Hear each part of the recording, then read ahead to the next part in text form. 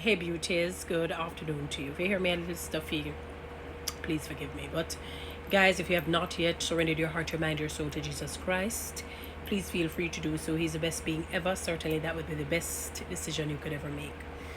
You know, I went to a family function last evening out of town, and it was celebrating a man's 60th birthday. Looks good for 60. A relative of mine. And it's a relative that I probably just met, or maybe I met when I was younger. Um, and the wife, it was the wife's turn to speak, and the wife went and greeted her husband with a wonderful kiss, hug. And she said they have been married for 36 years. This year makes it 36 years. And yes, they have issues and so forth, but they've never basically disrespected each other throughout the marriage, and they try to ensure that whatever issues come up, they deal with it as quickly as possible. Maybe, as the scripture says, don't let the sun go down on your wrath, don't let it go down on your anger. And it is a true thing. It's never good to go to your bed angry. When you wake up, it I don't even know what it says, it does to the other day and the days proceeding. And she spoke so well of her husband and the relationship, and said that, he has, when she said this, I've never heard a wife saying it, she said, he's my 80%. God is 100% and he's my 80%. She says she tells people that. When she's going home, she will say, I'm going home to my 80%. When she's talking about her husband and her other, when she talks about her children, she makes mention of them as well. And when I heard that, I said, that's a remarkable, she epitomized what Proverbs 31 talked about. She spoke well of her husband. I remember when I was listening to Dr. Ken Jacob on reasons why men will leave after many, many years. And, some of them, I'm just going to paraphrase them. Women are too controlling. They control everything. They compare their men with other men, to say, why don't we like this man or that man and whatnot. They don't give him enough sex. I know, the control would link back to the whole disrespect of the man with their words and to the words that they utter. And she uttered positive words over her husband. I mean, people spoke well of him. They said that he was such a good man. He was such a good man that a man, I had to interject in here, that a man didn't have money. His place was broken into. And he went to him because he's a well-done, whatnot, a builder, contract, everything. And he said to him, I don't have any money. And you know what he did? The man did? He came back to him with the grills. He said, I'm going to grill a place for you with these grills. When you have the money, you pay me. No, I've never heard about anybody like that in my life. As a relative, I've never come across. I'm not saying that there aren't. I'm saying I have not come across anyone like that. Because what would have happened that they would say that, why, if you find a grill, I can probably do it for the labor cost until you have money. And even when they say until you have money, sometimes them don't pay your PP clock, and they didn't agree to a specified time. Yes, we're not going to expect you to wait until eternity, but sometimes people are in jams and it may take time before they can, They said the man waited until he was able to pay him. And he said the man, that same man who was celebrating his birthday, said he has never worked since the early 80s to this very day, and he has never been out of a job because he lives by faith. So beautiful people, when I listen to the wife speaking highly of her husband, I want to encourage people who are married, because I realize these days this generation is not fighting for their marriages. What we're doing, the enemy is coming up with a lot of things. Yes, there are some relationships that were not joined by God. I'm not talking about those. So leave those aside. We're talking about relationships that are joined by God, or maybe God alone for whatever reason.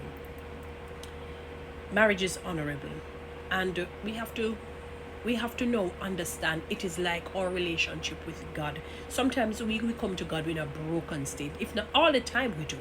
We can't fix up ourselves and come to God, no matter how you might think you're fixing up yourself. And if God can take us in a broken, mashed down state and make us whole, He can do the same for your marriage, no matter how terrible it is. I was watching this particular play. I don't know if it has ever happened in real life. I pray it never does. Where the man, because his ex-girlfriend helped him out financially, didn't tell his wife what he was going through. And he told the ex-girlfriend, she helped him out, whatever. She was supposed to get married. And on the day of the wedding, this married man professes his love to the ex-girlfriend. And that was a horrible low. But you know the beauty of it all? People were encouraging you. Say, how can the wife come back from that? A man professes love for another. So it's best for her to move on. You know, in the natural, that is probably correct, but not in the spiritual. You know, when you make the vows for better or for worse. I know some people don't like that, but that is important. And the wife, she bawled because he was so embarrassed. He hid from her, even went and stayed with the ex-girlfriend. But they didn't do anything because she was the ex-girlfriend told him, go back to your wife. And this, you know, and I think he was maybe ashamed because when he sat and he thought about it, you know, to really say that in front of his own wife, that is horrible. That's horrible. And she found the wife never stopped. She bawled, and she came and she got her husband from the house. Said she should not have been taken it by the ex-girlfriend. But anyway, and she said, listen to me. When I took those vows, I meant it. I said, for better or for worse. This is worse. This is worse. But we can get through it with God. I am not going anywhere. You're not divorcing me. He even drafted up divorce papers. And she said, I'm not going anywhere. And she just spoke life into her husband. When she spoke life into her husband. And her husband said, I'm so sorry, honey. I don't know what I was thinking. My ex-girlfriend helped me. I was going through it mentally, blah, blah, blah. Obviously, they need to go and get help and whatnot. But he said, I'm so sorry. And she said, but just don't do this to me again. And he said, no, I won't. And they rekindled their love. They rekindled their love for better or for worse. So I want to encourage marriages that are on the rocks. You know, again, I'm not talking about a marriage that the devil put together. Once it has to do with the devil, I'm not a part of that. I'm talking about a marriage that God has, let us say God has allowed or God has put together. Definitively, this is a marriage of God, like we have Priscilla and Aquila, sort of a relationship. Your marriages are going to undergo different types of calamities. Let me put it that way. Different difficulties, web-like, you can't even understand them. It's way off. And sometimes it's going to include maybe a situation close to that. As I said, I wish that not for nobody, for somebody to stand up and profess their love for somebody else in front of their spouse. That, But for better or for worse, you have to put it before God. I've read books, you know, where people say they fasted. They were right on the verge of divorce. It didn't go through. I know I hear that divorce has stages that it goes through. Because I guess the court is still giving you time to recant, to rescind, pull back, and, you know, go and restore it. And once it doesn't go to that final stage, you know. But I guess even if it goes to the final stage, you just have to go have to remarry again, you know. But, you know, we have to inject in our society divorces and no. What is happening is that it's like we're saying no to marriage, yes to divorce. We're saying no to marriage, yes to divorce. Come on, beautiful people. We need to get back to the basics. Marriage is honorable. He that findeth a good wife, please note, he that findeth a good and godly wife findeth a good and godly thing.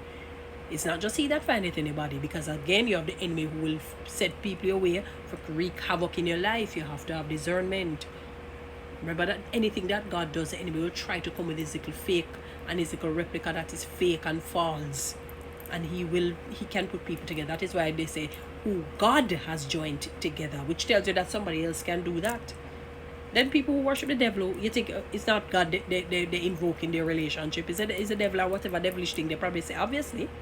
What you think, beautiful people? You think is everybody go to a church service and do all the right way under God's order? No. You understand me? You think everybody that you see come together is of God? No. But even so, we have to try and inject more. No to divorce, yes to marriage. No to divorce, yes to marriage. No to divorce, yes to marriage.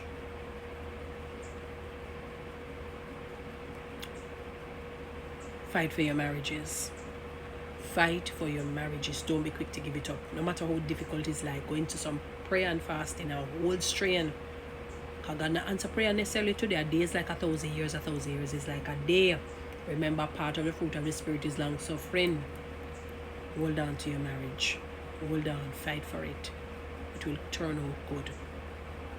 Bless you guys. Follow me on TikTok, subscribe to my YouTube channel, share this message, please.